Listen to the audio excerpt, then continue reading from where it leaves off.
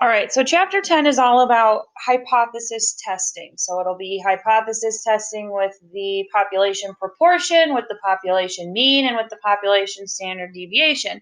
And so what 10.1 does is just talks about the language of what we're going to be using, this logic hypothesis testing. So the first question is, what is a hypothesis? So hopefully you can look through the different comments that your classmates have made and that you have made about what a hypothesis is, or you can ask your science teacher.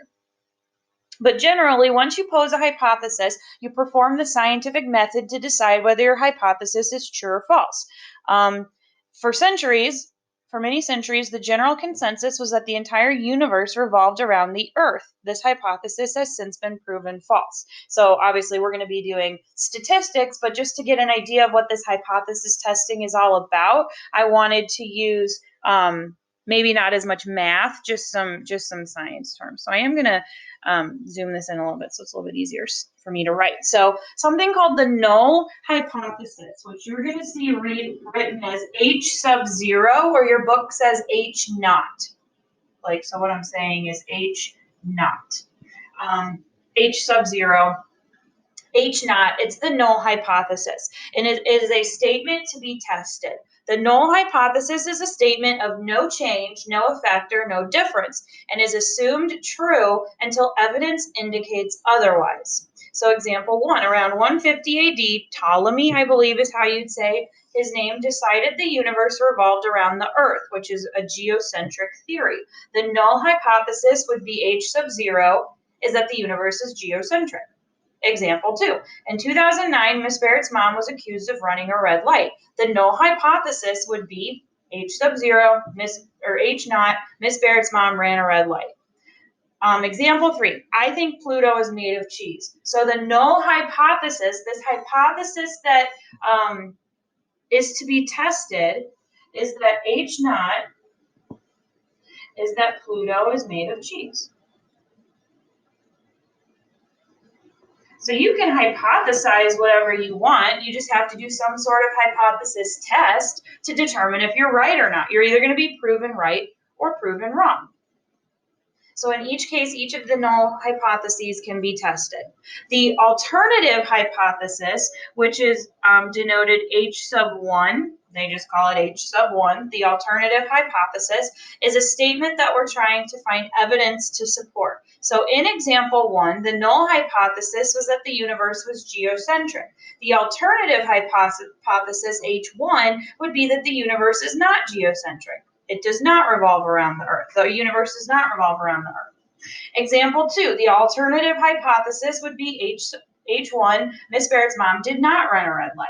So then if our null hypothesis in example 3 is that Pluto is made of cheese, then the alternative hypothesis would be that Pluto is not made of cheese.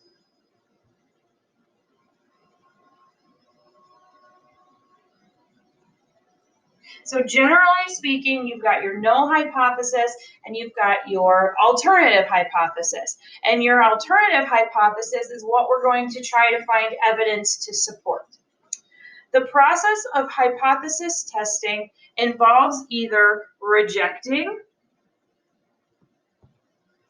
or not rejecting the null hypothesis. And when I was looking for YouTube videos to maybe direct you to, there were actually some intense YouTube comment sections about using the word accepting versus not rejecting. So generally speaking, if you go to take stats in college, your teacher might use the word accepting versus rejecting. Your book uses rejecting and not rejecting, so that's what we're going to stick with. So in general, you reject the null hypothesis when the alternative hypothesis is true. If the alternative hypothesis ends up being true, if we prove that Pluto is not made of cheese, then we have to reject the null hypothesis, which said that Pluto is made of cheese. And then you do not reject the null hypothesis when the null hypothesis is true. So let's do the one about my mom. So if I do the null hypothesis is that my mom ran a red light, and the alternative hypothesis is she did not run a red light, There's a red light camera. So it has proof that she didn't not run the red light, that she ran the red light. So if we prove that that null hypothesis is true, then we don't reject the null hypothesis. So now we're going to look at some more mathematical examples to make sense of it. So number one, according to a Gallup poll conducted in 2008, 80% of Americans felt satisfied with the way things are going in their personal lives. A researcher wonders if the percentage of satisfied Americans is different today. So notice that this is a statement regarding population proportion, so we're going to use P. So H naught, the null hypothesis, is what would be if nothing changed. So in 2008, 80% felt satisfied. So the null hypothesis is that the probability proportion, population proportion, of Americans today who feel satisfied with their lives, if nothing changed, then P is going to equal, we're going to call it 0.8, 80%. The alternative hypothesis, I need to look at the question. So they say the researcher wonders if the percentage of satisfied Americans is different. They don't say it's greater, they don't say it's less, they just say it's different. So if the null hypothesis is that P equals 0.8, the alternative hypothesis is that P does not equal 0.8. So what we're going to try to prove is that the population proportion of Americans today that feel satisfied with the way that things in their life is going, I'm going to try and prove that it's not equal to 0.8, and then I will either reject the null hypothesis or not reject the null hypothesis. Number two, the packaging on a light bulb states that the bulb will last 500 hours under normal use. A consumer advocate would like to know if the mean lifetime of a bulb is less than 500 hours, a statement regarding the population mean, so we're going to use mu. So the null hypothesis, if nothing changes from what's on the package, then the mean number of hours that the light bulb is going to last is equal to 500. So H naught, the null hypothesis, is that the population mean is equal to 500.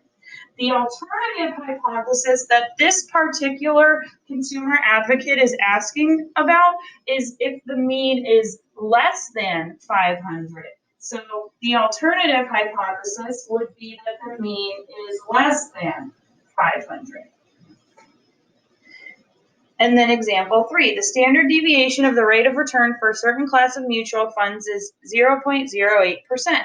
A mutual, that's the standard deviation. A mutual fund manager believes the standard deviation of the rate of return for his fund is less than 0.08%. So we're going to, since it's a statement regarding population standard deviation, we're going to use sigma. We're going to set up the null hypothesis, which is that the standard deviation is equal to 0.08%. And then the alternative hypothesis would be, according to this particular mutual fund manager, is that it's less than, so that sigma is less than 0.08. A hypothesis test is either two-tailed, left-tailed, or right-tailed. A two-tailed hypothesis test occurs when your symbol in your alternative hypothesis is not equal to. A left-tailed test would occur if you're dealing with a less than sign. A right-tailed test would be if you're dealing with a greater than sign. So it says label 1, 2, and 3 as either two-tailed, left-tailed, or right-tailed. Well, number 1 includes the not equal to symbol, so this is a two-tailed test, because it could be greater or less than, there's two tails. Number 2 is less than, so it is a left-tailed test. And then number 3 is also less than, so it is also a left-tailed test.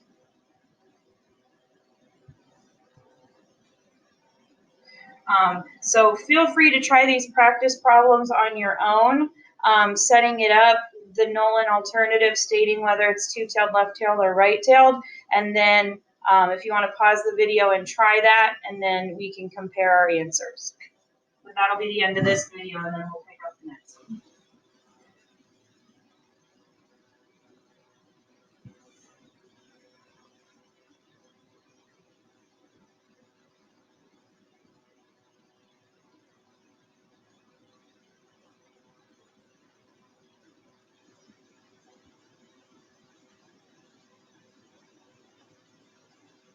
So letter A, the no hypothesis is that the population proportion equals 2% or 0.02, and the alternative hypothesis is that P is greater than 0.02. It's a right-tailed test. Letter B would be, because we're talking about B, so the null hypothesis is that B must equal to 56,130. The alternative hypothesis would be letter B is different than, which just means not equal to, 56,130. That would make it a two-tailed test. And then letter C, the standard deviation. In the 64-ounce bottle of detergent using the old filling machine was 0.23, and then I know the new filling machine has less variability, so the alternative hypothesis is that the standard deviation is less than 0.23, and that makes it a left-tailed test.